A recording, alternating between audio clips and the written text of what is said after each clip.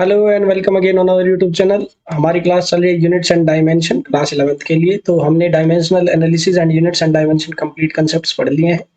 तो आज की क्लास में हम कुछ एग्जांपल और क्वेश्चन बैंक देखेंगे। देखिए, पहला एग्जांपल कह रहा है, if speed of light c, acceleration due to gravity g and p are taken as fundamental units, then dimension of gravitational constant g r। तो अगर c, g and p are dimensional fundamental units हैं, तो dimensional constant must depend on c की power a, g की power b and p की power c। ऐसे डिपेंड करना चाहिए क्योंकि फंडामेंटल यूनिट्स पे डिपेंड करती है यूनिट्स, और इसमें फंडामेंटल यूनिट किस पे डिपेंड, फंडामेंटल यूनिट्स क्या है, c, g एंड p। तो यहाँ से g is equals to k, c की पावर a, g की पावर b एंड p की पावर c। यहाँ हम प्रिंसिपल ऑफ होमोजेनिटी लगा सकते हैं। Dimension on left hand side is equals to dimension on right hand side. Left hand side पे dimension किसकी होनी चाहिए? ग्रेविटेशनल कांस्टेंट की। ग्रेविटेशनल कांस्टेंट क्या होता है? F R square m1 m2, originally यही होता है। तो एम एफ की dimension M L T minus two, R की L2 m2। ये तो ऊपर जाएगा तो कितना हो जाएगा? m की पावर 2 ऊपर जाएगी तो -2 और -1, l की पावर 3 एंड t की पावर -2। सो यहाँ से हमें पता चल रहा है कि dimension on left hand side must be equals to -1 L3 t -2, and on right hand side k is dimensionless, so c is speed of light, that means lt minus 1 की power a, g is acceleration due to gravity, lt minus 2 power b, p is pressure, that is ml minus 1 t minus 2, c pressure क्या होता है? Force per unit area, ml t minus 2 divide by L2। तो यहाँ पे देखिए m minus 1 L3 t minus 2। अब तो basic mathematics बची है, l की power a plus b minus c, t की power minus A minus 2b minus 2c and m की पावर c।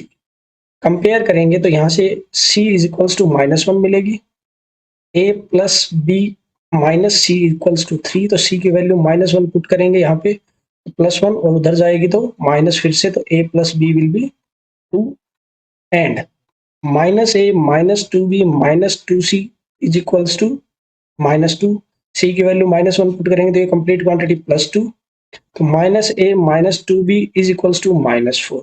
सो दो इक्वेशन बच गई हमारे पास, a plus B equals to 2 and -a minus 2b equals to -4, -a minus 2b equals to -4, और also we know that c is equals to -1।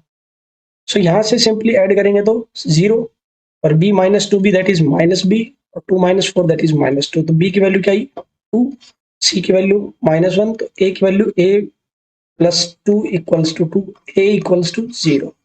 तो हमारे पास तीनों इक्वेशंस आ गई, तीनों वैल्यूज आ गई, a की वैल्यू 0, c की वैल्यू -1 एंड b की value 2। So the desired formula जो हमें चाहिए वो ये है, क्या है?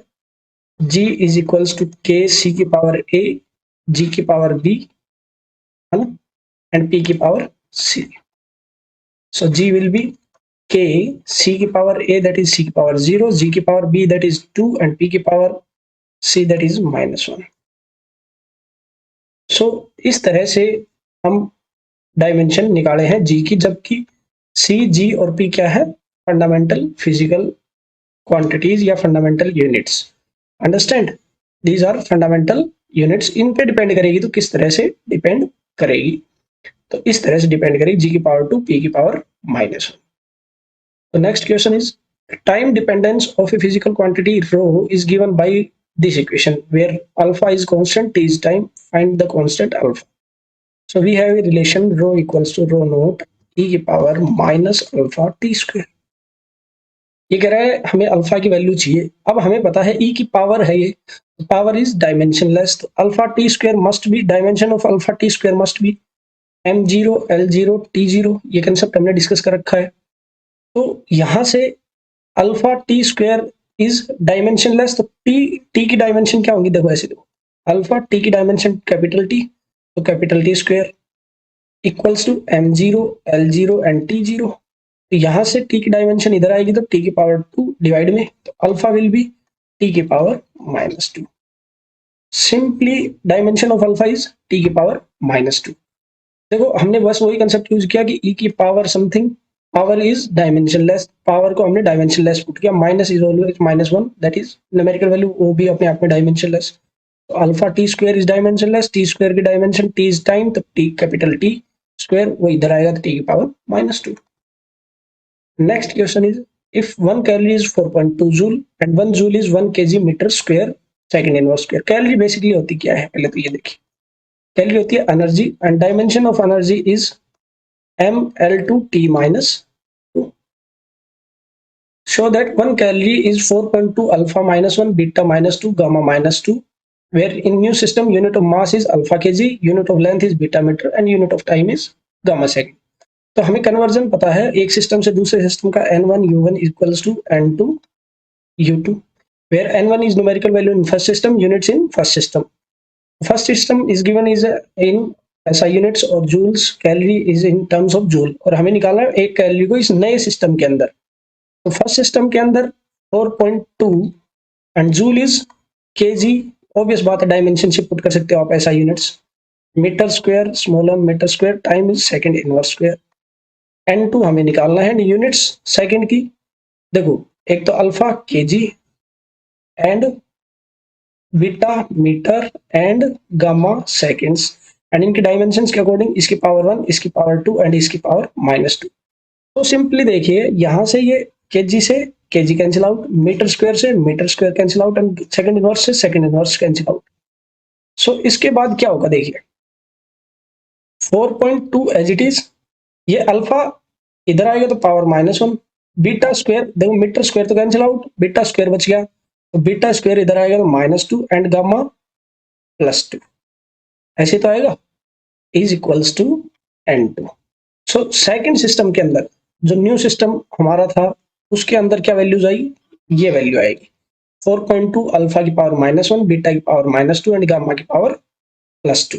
क्योंकि ये इधर क्या था देखो इसको आपने देखा होगा तो ये ऐसे होगा n2 alpha K G, beta square metre square, gamma -2 second -2।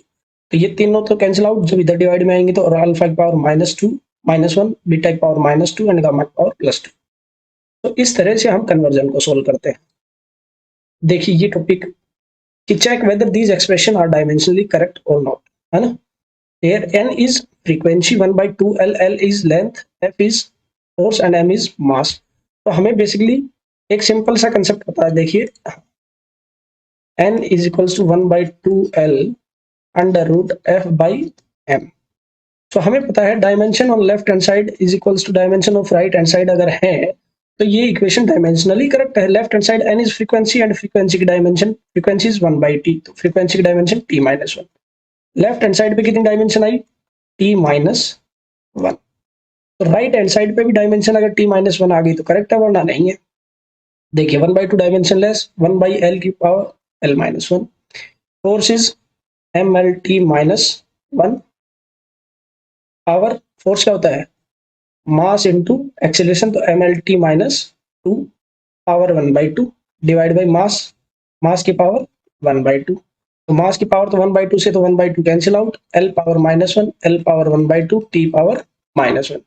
तो ये क्या होगा -1 प्लस 1/2 क्या हो जाएगा l की पावर -1/2, t की power -1।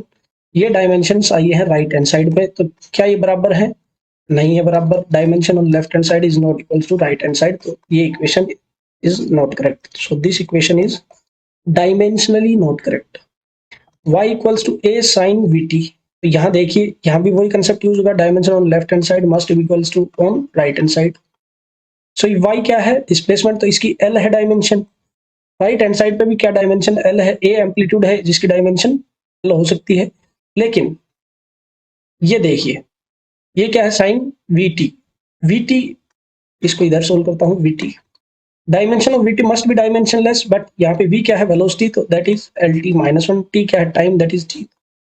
Dimension of vt is l, आनी क्या चाहिए थी डायमेंशनलेस, क्योंकि साइन थीटा जो आर्गुमेंट होता है वो हमेशा कैसा होता है डायमेंशनलेस, बट यहाँ पे डायमेंशनलेस नहीं आया, तो ये वो बेसिक रूल ही अवॉइड कर रहा है। तो that's why this is not A correct dimensionally correct equation. तो दोनों ही इक्वेशन डायमेंशनली करेक्ट नहीं है, क्योंकि पहला ये कंडीशन हमारा लूज हो गया कि साइन का जो आर्गुमेंट है वो डायमेंशनलेस होना चाहिए, वो ही डायमेंशनलेस नहीं है तो ये इक्वेशन कैसे करेक्ट हो सकती है।